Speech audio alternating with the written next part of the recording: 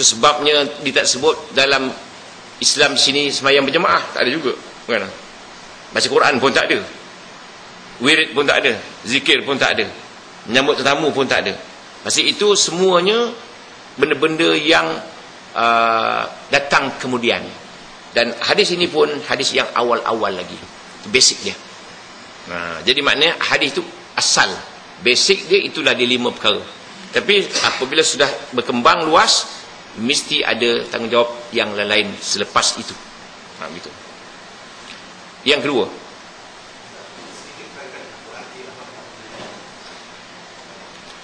amar ma'ruf nahi munkar ini memanglah dalam hadis man ra'a minkum munkaran.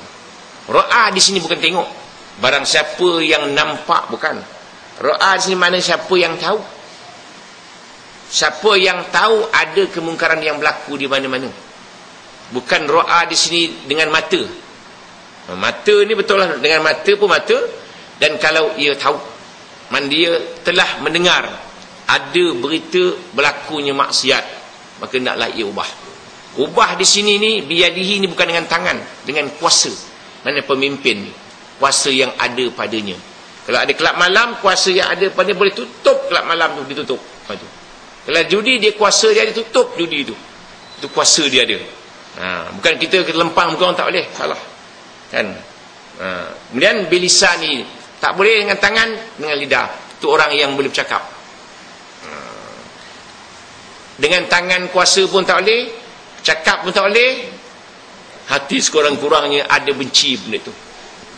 Itu pun koman sangatlah. Standard rendah sangat. Jadi dalam hadis yang ada permainan yang lain, wattaqu fitnatan la tusibanna allazina zalamu minkum khassah.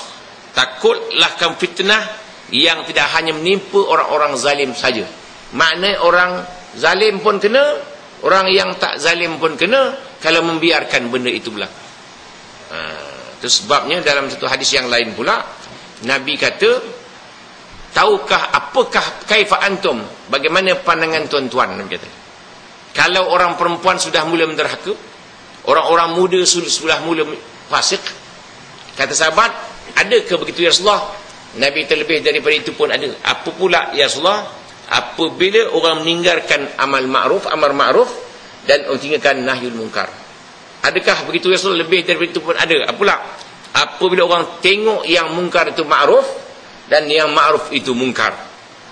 Ada berlaku Rasulullah? Lebih daripada itu pun berlaku. Apa pula? Apabila orang suruh ma'ruf, suruh munkar, orang cegah ma'ruf. Betul. Kan berat tu. Jadi maknanya amar ma'ruf ini mesti ada jalan. Nahyul munkar pun mesti ada. Jangan ada amar ma'ruf, munkar tak ada yang nak mencegah. Yang ketiga soal apa? Ya.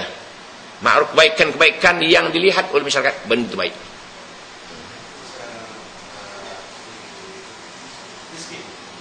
Miskin ni tarifnya ialah orang itu ada usaha dan ia boleh mencari nafkahnya, tetapi tidak memadai apa yang patut digunakannya.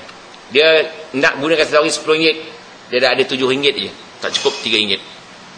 Orang fakir lagi bawah, dia tidak ada usaha atau ada usaha yang tak langsung tidak boleh menutup ke perbelanjaan dia seharian. Kalau RM10 di RM1 je ada, ataupun tak dilangsung. Itu fakir. Mazhab Syafi'i lah. Mazhab lain dia terbalik. Ya, awal-awal dah disebut tadi.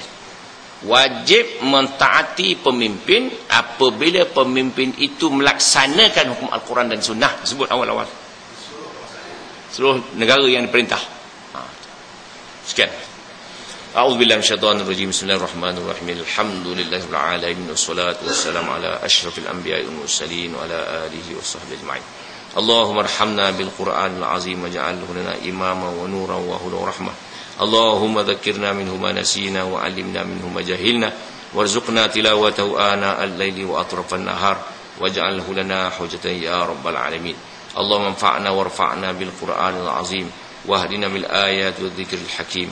تقبل منا إنك أنت السميع العليم وتب علينا يا مولانا إنك أنت التواب الرحيم وصلى الله على محمد وعلى آله وصحبه أجمعين والحمد لله رب العالمين.